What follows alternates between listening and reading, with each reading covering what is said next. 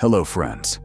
Before we start, make sure to like and subscribe to the channel and leave a comment with where you're from and what time you're watching. That way, YouTube will keep showing you stories just like this one. Now, let's begin.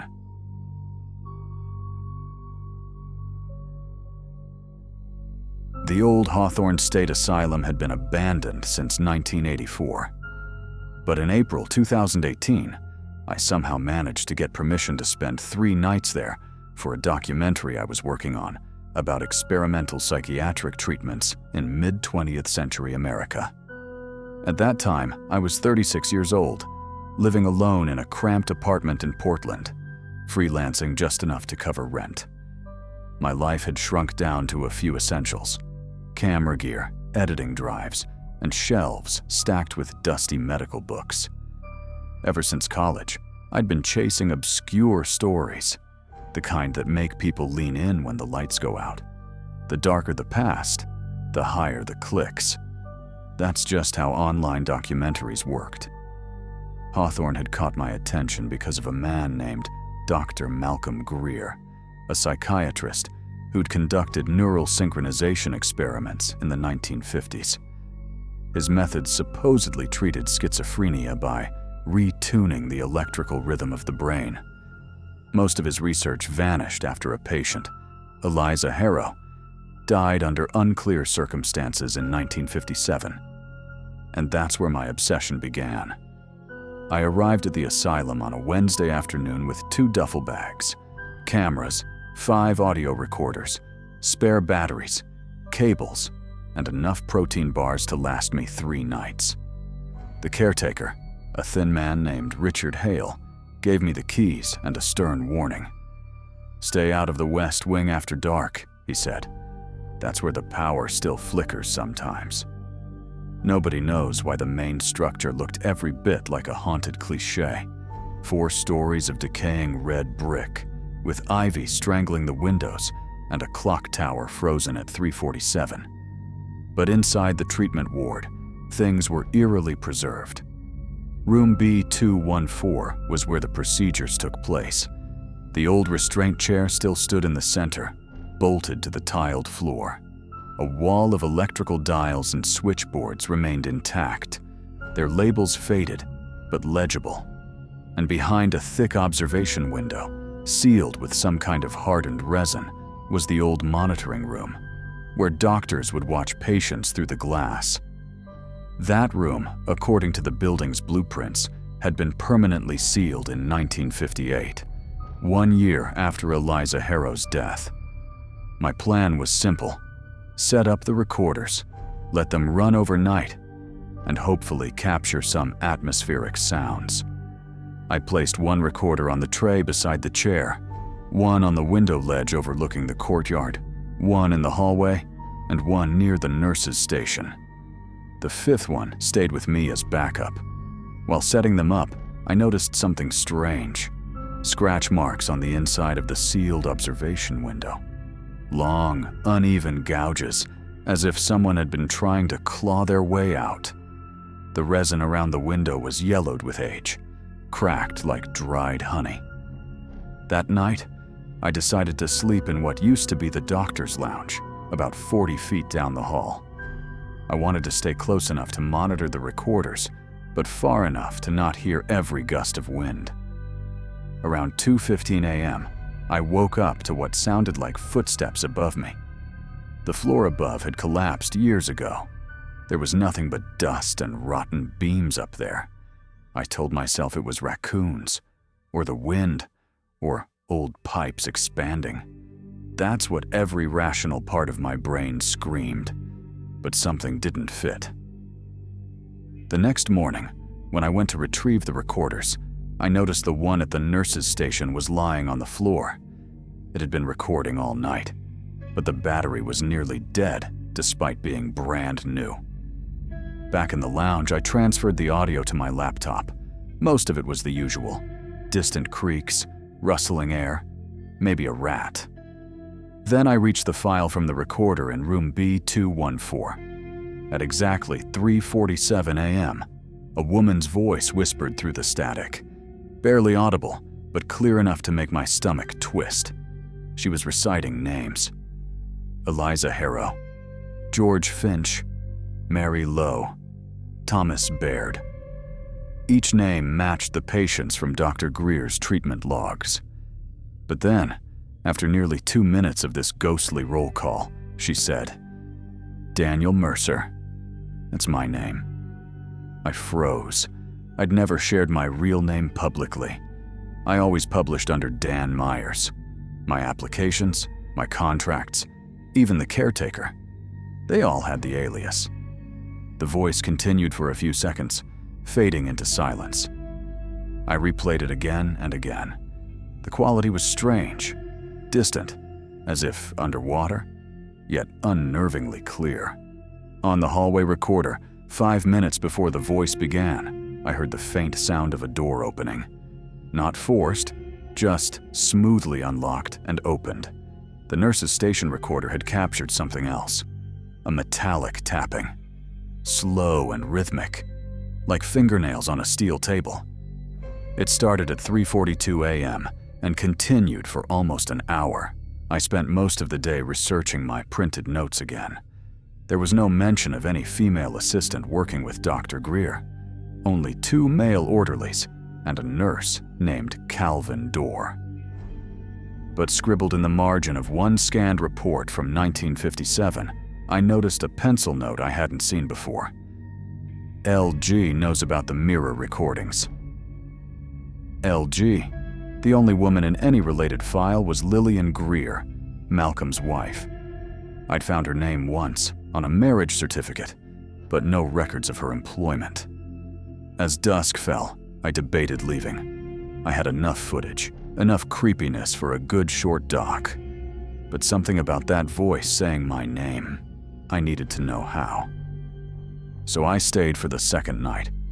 That time, I placed my 5th recorder directly on the restraint chair in B214, taping it tightly so it couldn't fall. By midnight, I was wide awake in the lounge, watching the clock tick past 1. Then I heard them again. Footsteps, slow, steady, coming from the direction of the ward. I grabbed my flashlight and crept down the hallway. The air felt heavy, the smell of mildew mixed with something faintly sweet, like burnt plastic.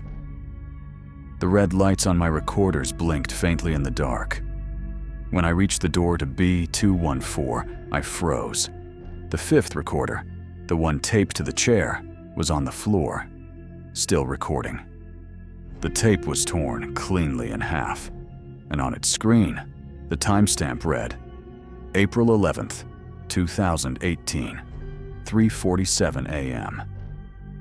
Except it wasn't April 11th yet. It was still the 10th. I lifted the recorder, and that's when I heard it. A woman humming, coming from inside the sealed observation room. It wasn't echo. It wasn't a trick of the building. It was real. The melody was warped, like an old lullaby playing backward. Then the humming stopped. A moment later came breathing, slow and wet, pressed right against the glass. I swear I could hear it fog the inside of the seal. I bolted down the hall and locked myself in the lounge. My hands were shaking so bad I could barely zip my bag. By dawn, I'd made up my mind. I was leaving. But when I went to gather my things, one recorder was missing, the one from the tray table in B214. I told myself to forget it. It wasn't worth going back. But $300 was a lot for me. So I went back. The room looked exactly as I'd left it, except for one thing. The resin seal on the observation window had been peeled away at the corner. Fresh adhesive was dripping down the wall, still wet. I ran. I drove straight home. Didn't even stop for gas until I was nearly on fumes. 2 days later, I got a call from Richard, the caretaker. "Did you go into the sealed observation room?" he asked. "State police found your recorder inside, with your fingerprints, inside the glass." That was impossible. That room had been sealed from the inside since 1958. He said they also found a box of old reel-to-reel tapes, each labeled with patient names. The last one said, "Mercer, Daniel, Session 47. They played it. It was me. My voice, older, slower, describing experimental synchronization treatments using medical jargon I didn't know. I was calmly instructing assistants, calling myself Dr. Greer. For 46 minutes, it was just my voice. And at the end, session complete. Patient Mercer stabilized. Police questioned me for weeks. My lawyer said to claim my prints were stolen, but even she didn't buy it. I started researching Lillian Greer again. Turns out, before marrying Dr. Greer, she'd been a patient at Hawthorne, diagnosed with auditory delusions and temporal displacement hysteria. She claimed she could hear people from the future.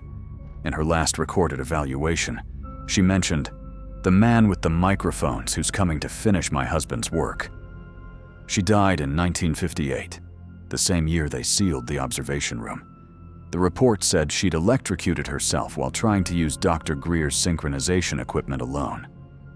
I never finished the documentary. The footage sits in a box in my closet, labeled Hawthorne footage. Do not open. Sometimes I hear faint tapping from inside the box, but I tell myself it's the drive settling. 3 weeks ago, I got a padded envelope with no return address. Inside was one of my recorders, the same one police had taken as evidence. There was one file on it, dated March 2026. It hasn't happened yet. When I played it, it was my voice again. Older, maybe 70s, describing my own successful synchronization treatment and thanking Dr. Greer for curing my temporal disorder. At the end, Lillian's voice returned, calm, measured. Session complete.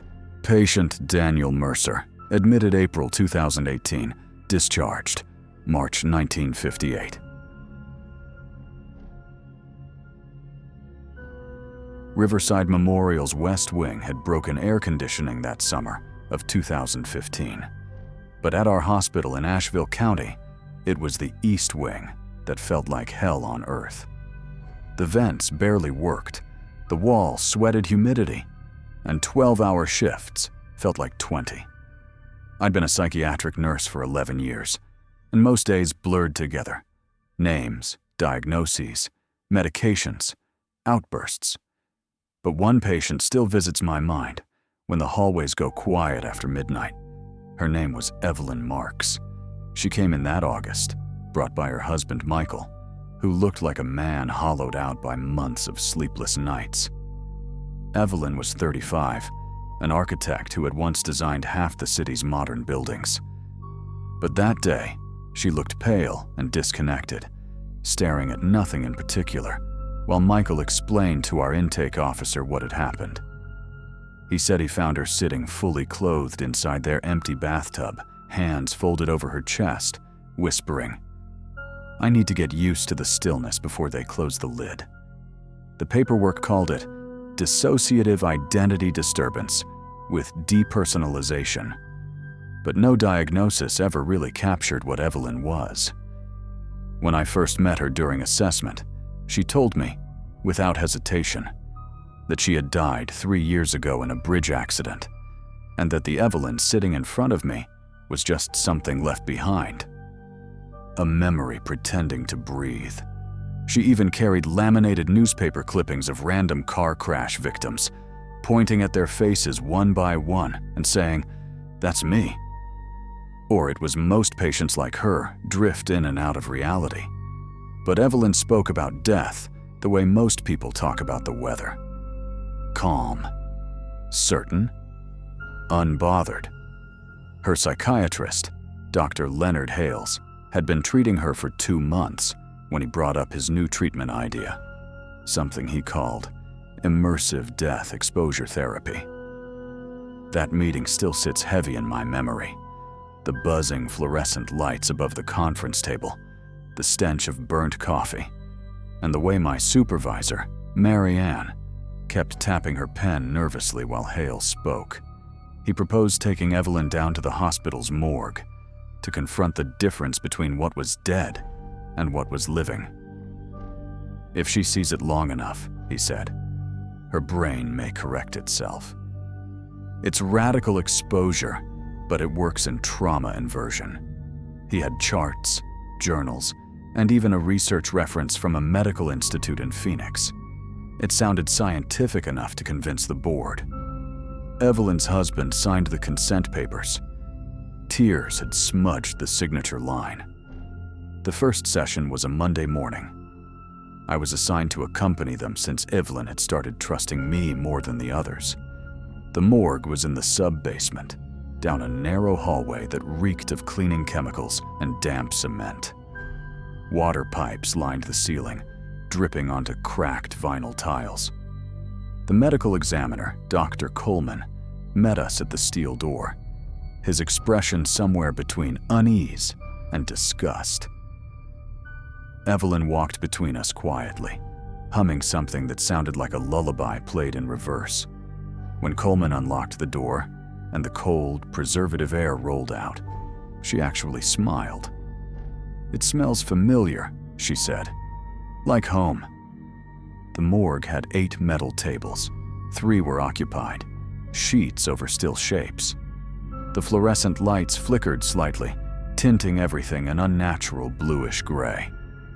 Dr. Hales positioned a chair between 2 covered bodies and told her to sit. Evelyn didn't flinch. She just folded her hands in her lap and stared straight ahead. For the first hour, she barely blinked while he asked her questions. "How do you feel?" "Comfortable." "What do you see?" "Old friends." Then, somewhere around the 90-minute mark, she started talking to the bodies. Not shouting, not delusional, just whispering, tenderly, like reuniting with someone long missed. I stood near the corner, notebook trembling in my hand. The hum of the refrigeration units filled the silence between her words. Hales, on the other hand, looked thrilled, scribbling rapidly. "We're observing emotional reorientation," he muttered, as if she wasn't speaking to corpses. By the 3rd week, Evelyn had stopped eating regular meals, claiming ghosts don't digest. Her husband tried to feed her protein shakes, but she'd only take a few sips, saying, "I'll be full once I'm where I belong."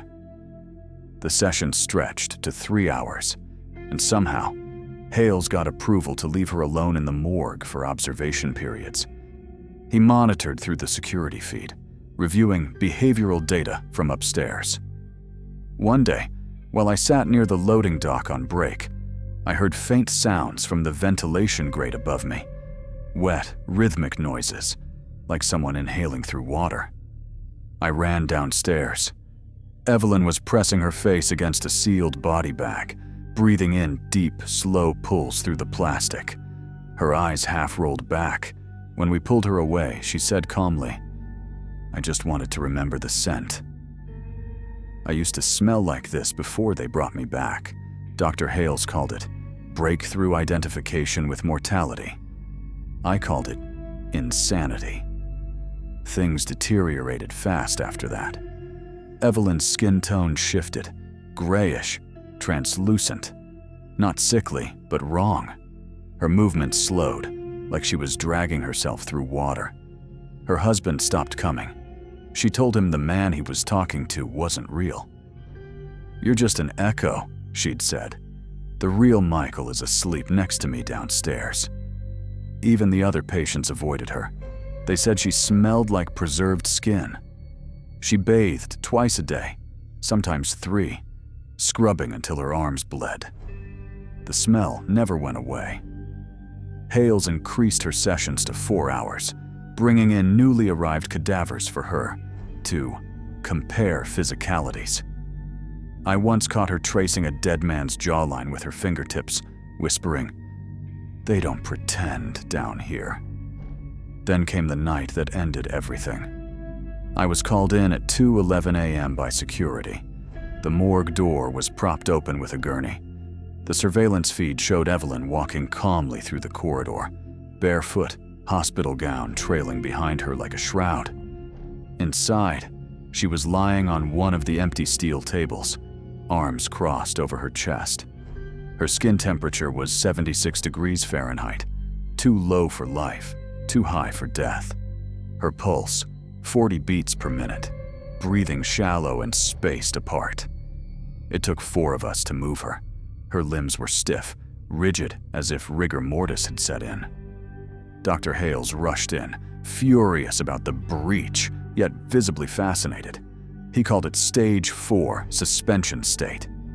For 2 days she stayed like that, eyes open, pupils dilated so wide her brown irises disappeared. No reaction to pain, noise, or movement. Then on the 3rd day, she sat up suddenly and looked to her left, as if listening to someone, and she laughed. Softly at first, then louder. "She says I'm doing better this time," Evelyn whispered. "The waiting room is ready," Marianne asked. "Who's she?" Evelyn smiled faintly. "The woman who remembers. She's been in drawer 6 this whole time, teaching me how to stay quiet between breaths."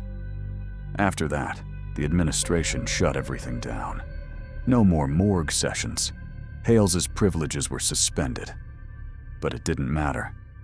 Evelyn had already gone somewhere else, inside herself, or maybe further. She stopped talking altogether, stopped blinking for long stretches. Only once did she react to anything, when they wheeled her past the basement level for a CT scan. She pressed her palms against the elevator door, body trembling toward the direction of the morgue below. It was like something magnetic was calling her back. 6 months later, on a cold morning in May 2016, a new night nurse, Dennis, discovered her room empty. Security footage showed her walking calmly down the hallway at 3:17 a.m. The ward door inexplicably unlocked after a maintenance worker left it open while fixing the air system. They found her in the morgue again, sitting cross-legged on the floor beside drawer 6, humming that same backward lullaby. The feed recorded her talking, a full conversation. Only her voice was audible, but her pauses and nods made it clear. She was responding to something. She said things like, "I'm ready. It's my turn now. I understand how to stop pretending." When they tried to touch her, she went stiff again. Heart rate 22 beats per minute. Skin cold as metal. Dr. Thornton, who had replaced Hales, decided not to move her, afraid she might flatline if disturbed. Evelyn remained there for 3 hours, whispering continuously. Then, at 7:19 a.m., she stood up. Her eyes were clear, her tone calm. "She said I don't have to force it anymore," Evelyn murmured. "It's not about dying. It's about remembering." She looked around the room slowly, smiling faintly. "Everyone gets an appointment. Mine soon." Then she walked back upstairs on her own, returned to her room, and sat facing the same corner as always. She hasn't spoken since. That was 8 years ago. She's still there. Still sitting in that same corner, moving her lips to silent words. Some nurses swear she never sleeps. Others say she changes temperature depending on the day. Colder during full moons, warmer during storms. Once, a janitor claimed he saw her reflection blink after she'd already turned away. Dr. Hales lost his license shortly after the investigation. Moved to Florida, still writes about her case under pseudonyms. As for me, I transferred to pediatrics. I couldn't walk past that basement corridor anymore. But sometimes, when I take the night shift and the air conditioning hums through the vents, I swear I hear that lullaby. Faint. Backward. And I wonder if Evelyn's appointment ever came, and if the morgue downstairs is really as empty as it looks on the cameras.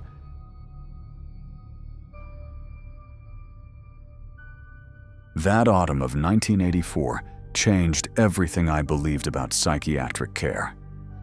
I was 24, fresh out of nursing school, when I took a position at Brookvale Rehabilitation Hospital in rural West Virginia, a cluster of decaying red brick buildings surrounded by 30 miles of forest and farmland. It used to be a polio ward in the 1950s. You could still see the faded, infectious wing signs above some doors if the hallway lights hit just right. I was assigned to the North Isolation Unit, a long, narrow corridor with 12 padded rooms. Only a few were used anymore. The rest smelled of dust, old latex, and something sweetly rotten that no cleaning supply could hide. My supervisor, Nurse Holloway, was a strict woman with gray curls and a chain of reading glasses around her neck. During my orientation, she told me something I never forgot. Room 12 stays locked unless it's absolutely necessary. We don't want repeats. When I asked what she meant by repeats, she just tightened her lips and said, "You'll learn." Everyone here does. The patient who changed everything was Elliot Crane. 32, diagnosed with schizoaffective disorder and obsessive-compulsive behaviors. He'd been there for 5 months before I joined. He was quiet, polite even, but constantly counting. Everything. The steps between doors, the seconds between lightning strikes, the tiles on the ceiling, always in groups of 6. 6, 12, 18, 24, he'd whisper under his breath, like a prayer. No one ever figured out what the numbers meant. On a Friday in late October, Elliot had what the doctors called an episode. During group therapy, another patient began clawing at his own skin, screaming about holes in the walls that breathe. Elliot just froze mid-count and started sobbing uncontrollably. When we tried to calm him, he bit his own hand so hard he bled. That's when Dr. Mercer, the attending psychiatrist, ordered him into isolation.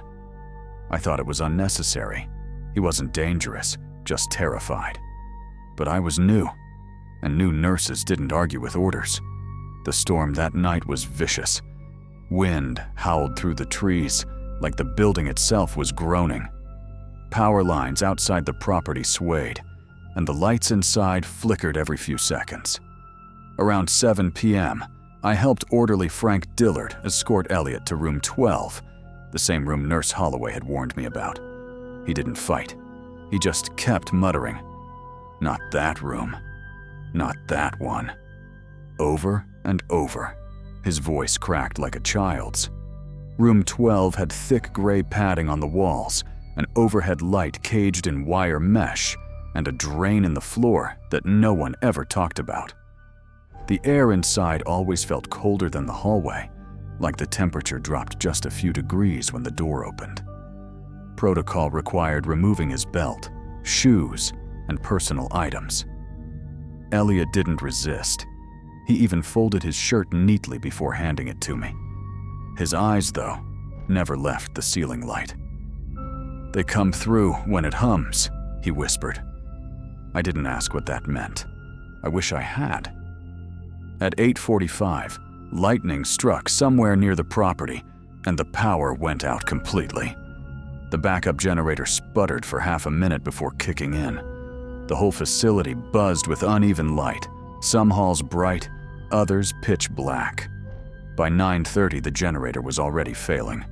The administrator, Mr. Boyle, gathered the on-duty staff in the cafeteria and told us only essential power lines would remain active overnight.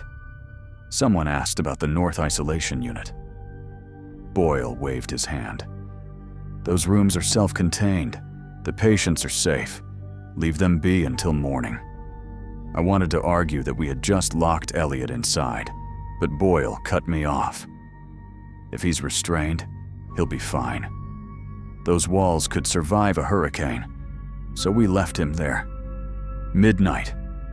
The storm was still pounding outside, and the generator began making a strange, rhythmic whine, like something turning inside metal. The fluorescent lights dimmed to a dull yellow glow. I went to check the hallway leading to the isolation wing, flashlight trembling in my hand. Every sound was amplified: the hum of the emergency lights, the drip of rain from a broken ceiling vent. The corridor to room 12 was completely dark, as if the light just refused to reach it. When I called out Elliot's name, the only reply was the faint tapping from inside the walls. 6 taps. Pause. 12. Pause. 18. I turned and ran. By Saturday morning, the power was still unreliable. The patients were restless, scared. Some swore they saw someone walking in the dark hallways, barefoot, whispering numbers. I asked Frank to come with me to check on room 12. He refused. Said he had orders from Boyle not to open that door until the generator stabilized. "You think I'm going in there blind?" he muttered. "Place gives me the creeps even in daylight. By afternoon, I couldn't take it anymore." I checked the isolation log.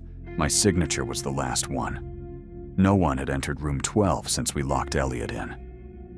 At 3:10 a.m. Sunday, the power finally returned. The first thing I did was grab the key ring and run to the isolation wing. Frank caught up, out of breath. He looked pale as chalk. "I'll do it," he said. But his hand shook as he unlocked the heavy steel door. The smell hit first. Sweet. Metallic. Wrong. The kind of smell you can taste. When the door opened, Frank froze solid. I pushed past him before he could stop me. The walls looked like they'd been shredded. Long, vertical tears in the padding, deep enough to expose the concrete underneath. The ceiling light was shattered, its cage bent inward like something had struck it from below. Elliot sat in the corner, or what was left of him. His skin was covered in deep purple marks, perfect ovals, arranged in rows too symmetrical to be random. His fingernails were gone. The numbers 6, 12, 18, 24, 24, 24 were smeared across the opposite wall in blood, repeating until there was no space left. But the worst part, the thing that made me drop to my knees, was his face. His mouth was open, frozen mid-scream, but his tongue was gone, torn out. And on his neck, carved into the skin, were faint, uneven letters that read, "The count is complete." The state police arrived by 7 a.m. They sealed off the isolation wing, photographed everything, and interviewed every staff member. Detective Laura Renner was in charge. She was calm, meticulous, but her questions cut like scalpels. When exactly did the lights fail? Who had access to the isolation keys? Why was there no surveillance footage from the north wing? We told her the power outage disabled everything, but when they checked the maintenance logs, they found something worse. 2 weeks before the incident, there had been a repair order for the electrical system in room 12, signed off by a technician named Peter Gaines. When investigators tried to locate him, they learned he'd resigned the day after the work was done. No forwarding address, no phone number, no explanation. His staff housing unit had been emptied in the middle of the night. In the storage closet near his quarters, police found several notebooks filled with sketches of the hospital floor plans. Some pages had the words, "Connectors below," scrawled repeatedly. In the final entry, dated October 12th, Peter had written, "Room 12 complete." When the current flows, the gate hums. 3 days later, maintenance crews discovered a hidden crawl space beneath the north wing. Inside were old tools, wiring, and what looked like a small listening station. Headphones, amplifiers, and a microphone cable that led directly beneath room 12. Detectives concluded that Gaines had been living down there for months, spying on patients through holes drilled in the floorboards. But even that didn't explain what happened to Elliot. There were no signs anyone entered or exited the room after it was locked.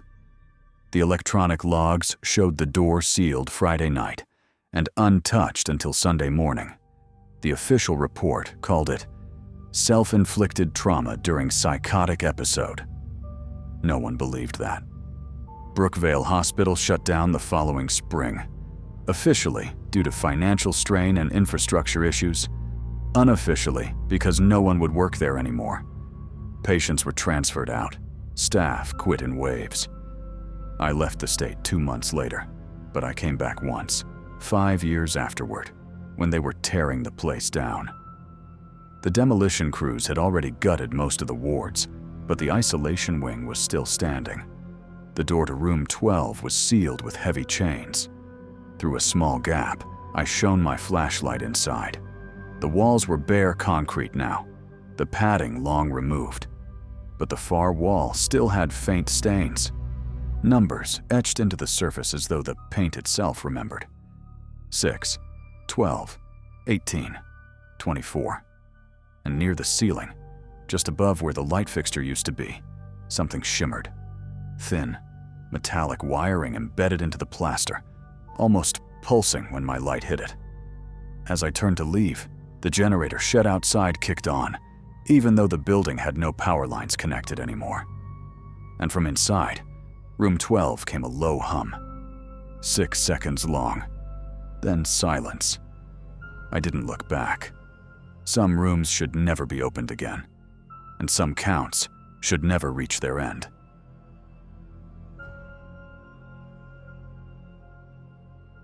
I never thought I'd see the inside of Grey Dawn Psychiatric Hospital again. Not like this. Years ago, I worked there as a night nurse, running on caffeine and routine. 12-hour shifts full of panic buttons, sedations, and the kind of silence that always felt heavier than sound. Back then, I used to tell myself I could handle anything. But after my marriage fell apart, and the breakdown that followed, I signed myself in, as a patient. It was humiliating, walking through the same glass doors I'd once held open for others, but this time with a plastic wristband instead of a staff badge. Everything looked the same. The long, sterile hallways humming with fluorescent light, the faint smell of disinfectant and burnt coffee clinging to every breath. But when you're on the other side, even the familiar feels wrong. My room was in the north wing, one of the older sections. The vents there made a low, droning hum, like distant machinery buried inside the walls. The first few nights were uneventful. I stayed quiet, did my group sessions, colored in the activity room like everyone else. Then came the third night. It was close to 3 a.m. when I woke to a sound. Not the usual rustle of bed sheets or night rounds. It came from the vent above my bed. A faint rhythm, like someone trying to talk. At first, it was just a whisper of air. But when I listened closely, I could swear I heard sobbing. Soft, broken sobs echoing through the metal ducts. Fading, returning, fading again. The next morning, I tried to rationalize it. Maybe someone crying down the hall. Maybe the sound was just traveling weird through the vents. Still, it stuck with me. That sound, that quiet, suffocating sadness. 2 nights later, it wasn't sobbing. It was whispering. A woman's voice, low and trembling, repeating something I couldn't make out. I tried to focus, pressing my ear closer. The words came clearer, just enough to understand a name.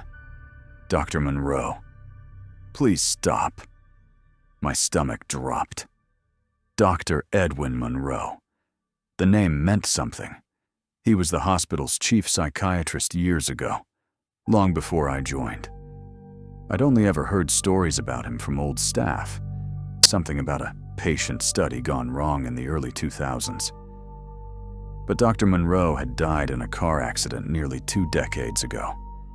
So why was someone calling his name? I brought it up to the nurse on duty the next morning, half expecting her to laugh it off. But she didn't. She just stared at me, expression flat. Then she said quietly, "There's no Dr. Monroe here, Ms. Harris. And there hasn't been one in a long time." Her voice cracked slightly on the last word, like she'd said too much. That night, I dragged my mattress right beneath the vent and waited. No sleep, just the buzz of the exit sign down the hall and the metallic echo of air through the ducts. At 2:47 a.m., the whispering started again. Clearer this time. 2 voices now. The woman's, crying. The man's, deeper, colder. He was saying something over and over, greater than control the breath, control the mind. My pulse thudded so hard I thought it might wake the whole wing. It wasn't random noise. There was rhythm, emotion, intention. The next morning, I went to Dr. Karen Blythe, the attending psychiatrist. She was kind, but detached, the kind of professional who listens with her hands folded neatly. I told her about the voices, the names, everything. She smiled faintly, a rehearsed smile, and said, "You worked here once, didn't you? Sounds like residual memory association. Trauma can project familiar patterns." She increased my dosage and said I needed rest. That evening, they moved me to another room, further down the west wing. New walls, new paint. But silence doesn't fix what's already buried in sound. Days passed. I stayed quiet, followed schedules, tried to let the routine swallow me again. But something about the quiet felt manufactured, like someone had pressed pause on something real. Then, one afternoon during art therapy, a maintenance worker came in to replace a ceiling light. He was older, kind eyes, humming under his breath. When the others were distracted, I asked, "Hey, do you ever hear anything through the vents in the north wing?" He froze for half a second before forcing a smile. "Greater than those vents? They've been dead since before I got here. That system's sealed off." He turned back to his work, but I caught him muttering something under his breath. Something like, "They should have pulled the wires too." Wires? That night, curiosity got the better of me. I waited for lights out, then slipped out of my room with a flashlight hidden in my sleeve. I still remembered the layout, even after all these years. The old observation corridor was behind a locked storage door near the staff kitchen. I'd cleaned it once as a nurse. When I reached it, the padlock looked new, shiny against the rusted hinges. My light flickered across the floor and stopped on something that shouldn't have been there. A spool of old magnetic tape, unspooled and half buried under dust. The tape led to a small gap between the door and the floor, as if it had been pulled from inside. I knelt down, pressing my ear to the metal. There, the voices. The same woman crying, louder this time. And the same man, his tone sharp and clinical. Greater than hold still, do not resist. And then, a sound that made my skin crawl. A low, guttural scream, muffled by the walls. I stumbled back, heart hammering, the flashlight trembling in my hand. I thought about running for help, but the second I turned, I saw a shadow moving beneath the vent at the end of the hall. It wasn't human-shaped, more like a shifting blur, dark against darker, and it moved toward the storage door, disappearing inside the gap beneath it. The air around me grew heavy, colder than before. When I finally returned to my room, security was waiting. Someone must have seen me on the hallway cam. They called Dr. Blythe, sedated me, and said I was having a dissociative episode. When I woke, I wasn't in the West Wing anymore. The walls were white, windowless, no vents, no sounds. Dr. Blythe visited that morning. She told me gently that my therapy had run its course, that I'd soon be discharged. But something in her tone, that same subtle detachment, made my stomach twist. I asked her, what was in that locked room? She hesitated, eyes flickering to the guard behind her. Greater than just old archives, nothing more. That should have been the end of it. Except the following week, when a new intern came by to finalize my discharge papers, he accidentally handed me a maintenance binder along with the forms. Old yellowed pages, dated 15 years before. One note at the bottom of the final entry read, "Greater than audio monitoring lines rerouted through vent system for behavioral analysis." discontinued after incident. Tapes archived. Room C, Room C. The same locked storage area I'd seen that night. I left Grey Dawn the next day. The sunlight outside felt unreal, too bright after weeks of artificial light. I told myself it was over, that the whispers were a symptom, nothing more. But sometimes, late at night, when my house is still and the heat kicks on, I hear it again. That soft hum, that faint hiss of air through metal. And underneath it, if I listen too long, a woman's cracked voice calling my name. Not pleading, not crying, just whispering the same 3 words over and over until the vent goes silent. We found you.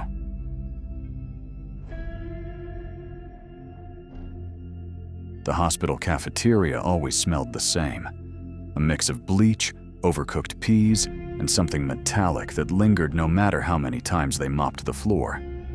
I'd been working there just over 3 months, doing the kind of jobs that didn't make it into the brochures.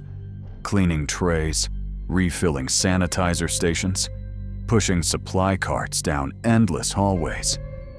It wasn't much, but it paid enough to cover rent and keep gas in my car. And in a place like Lincoln Falls, that was about as good as it got. The building itself was ancient, built sometime in the early 60s, judging by the cracked tile floors and the faded green paint that peeled around every corner. They said renovations were coming next fiscal quarter, but everyone knew that meant never. I didn't mind the monotony. Hospitals are supposed to be predictable. Schedules, rotations, routines. But the day they moved me to the nutrition wing, everything changed. That floor always felt different, quieter. Even the air was still, as if the vents stopped working the moment you crossed that corridor. The walls were painted with murals, smiling fruits and cartoon vegetables meant to cheer up kids. But after years of fading, they looked ghostly, like the color had been drained from them on purpose. The staff said the nutrition wing was part of a long-term dietary study funded by a private health foundation.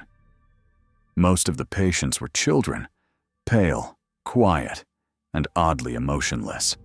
I was told not to speak with them unless necessary, but it's hard to ignore the silence of a room full of kids who don't make a sound. That's where I met Lily. She couldn't have been more than 10, maybe 11. Her hair was almost silver under the fluorescent lights, and her eyes, a strange, washed-out gray, seemed to take in everything without giving much back. The first time I brought her tray in, she smiled faintly. "Thank you," she whispered, barely audible. Her meal looked wrong. Just boiled rice, clear broth, and something beige that might have been mashed beans. Her chart, clipped at the end of her bed, said, "Low-protein metabolic observation. Trial 7B. Every time I walked past, she'd wave. I started timing my cleaning rounds just to catch her mealtime, even if it meant dragging out my shifts longer. Over the next couple of weeks, Lily got thinner. Her hospital band hung loose around her wrist, like a bracelet several sizes too big. Her skin took on this translucent hue, the kind where you could almost see the veins beneath. I asked one of the nurses, a woman named Carla, about it. She was kind enough, but the way she brushed off my concern didn't sit right. "They're being monitored closely," she said. "Don't worry yourself. The doctors know what they're doing, except I never saw those doctors. Only interns, always the same ones, carrying identical black binders. They'd ask mechanical questions, write something down, and leave without really looking at the kids. Then, one Monday afternoon, Lily was gone. Her bed was stripped, her chart missing, and her nameplate had been replaced by a new patient I didn't recognize. Was she transferred? I asked Carla. Observation unit, she said, without meeting my eyes. She wasn't responding to the diet. Which floor? I pressed. She hesitated just long enough for me to notice before replying, 4 East. But when I checked the staff board, 4 East didn't exist anymore. It had been converted into storage 2 years ago. That night, I couldn't stop thinking about her. I stayed after my shift under the excuse of cleaning supply closets, waiting until the halls emptied. Around 2 a.m., the lights dimmed automatically, the hospital's version of night mode, and everything went quiet, except for the faint hum of the vending machines. The nutrition wing looked even worse at night. Shadows filled the corners, and every sound echoed too long. I crept toward the glass office where the interns usually met. Their door was half closed, and through the frosted window, I could make out silhouettes. 2 men and 1 woman, whispering in low, deliberate tones. One phrase stood out. Subject 7B failed the compliance threshold. I froze. That was Lily's trial number. A chair scraped, and footsteps moved toward the door. I ducked into the laundry room across the hall, crouching behind a rolling cart. Through the crack in the door, I saw them push out a stretcher, a small body covered with a white sheet. The outline beneath it was unmistakably child-sized. They wheeled it down the service corridor that led toward the basement. No one spoke. The wheels squeaked against the floor, and then the elevator doors closed behind them with a metallic clang. I waited until the echo faded before I moved. My hands were shaking, my chest tight. I wanted to tell someone, but who? Everyone there had seen things, small things, and chosen to ignore them. The next morning, I went to records. The clerk, Mr. Daniels, had been there since the hospital opened. His desk was stacked with folders and coffee cups stained with rings. I asked him if he could pull up Lily's file. He frowned at the name. Patient files from the nutrition wing are restricted, he said. Restricted by who? Administration. He leaned closer and lowered his voice. Technically, they're not listed as patients. What do you mean? I asked. He sighed. They're listed as research participants. Different set of laws, different kind of oversight. That word, participants, didn't sit right. Later that afternoon, I went back to the nutrition wing, pretending I had to restock linens. Everything looked the same, except Lily's old room had been repainted, slightly darker than the rest, like they were trying to hide something. The new nameplate read, Trial 8A. Inside, a tray of untouched food sat on the table. The smell was faintly sweet and sour, like spoiled milk and antiseptic. I caught a glimpse of something under the bed, a piece of notebook paper. When I bent down, I saw a tiny drawing of a flower, inked in blue, the same flower Lily used to doodle on her napkins. Before I could grab it, an intern appeared behind me. "You're not authorized to be in here," she said, voice sharp but controlled. This area is sealed for recalibration," she interrupted. Her smile didn't reach her eyes. "Please leave." That night, a memo went out to all staff. Greater than 1 subject from the nutrition research program passed away due to unforeseen complications. No name, no details. The following morning, every banner advertising the dietary study had been replaced overnight. The hallways now displayed posters about community wellness and family nutrition outreach. When I asked Carla about the change, she just said, "Programs shift all the time." But her hands trembled while she spoke. Rumors started circulating among the janitorial crew. Whispers about kids disappearing from that floor and files getting deleted from the system.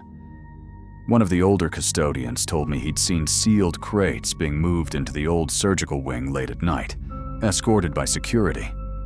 He said the boxes were marked biological samples, confidential. That was the final straw. I filed a report through the patient advocacy office, detailing everything I'd seen. Lily's disappearance, the falsified floor records, the after-hours activity. I thought someone would finally take it seriously. Instead, 2 days later, I was called into HR. They said my claims did not align with verified hospital documentation, and that my statements could be interpreted as defamation of ongoing research. If I continued spreading misinformation, I'd be terminated for breach of confidentiality. I didn't even argue. I just nodded, went back to my locker, and finished my shift like nothing happened. But I knew I couldn't stay there. Before leaving for good, I went to clean the nutrition wing one last time. The rooms were nearly empty now. Half the beds stripped, equipment unplugged, lights turned off in the hallways. In Lily's old room, the walls had been completely repainted, covering every trace of what used to be there. But when I checked the drawers, tucked under a pile of laminated charts, I found a folded napkin. Inside, drawn in blue ink, was the same flower again, this time with a small note underneath. It read, "They said we'd get better if we finished the program." I took it with me. That was almost 5 years ago. I still check the local news from Lincoln Falls every few months, hoping someone might uncover what really went on in that hospital. But there's never been a single article. The nutrition wing doesn't even exist in the current floor plans. The hospital rebranded under a new name, and all staff records before 2020 were purged from the database. Sometimes I wonder if I imagined it all, if Lily was just a lonely kid I projected too much onto. But then I look at that folded napkin in my wallet. The ink's faded now, but the little flower is still there. You can't make up something that leaves a mark like that. And what haunts me most isn't what they did, it's how easily they erased it.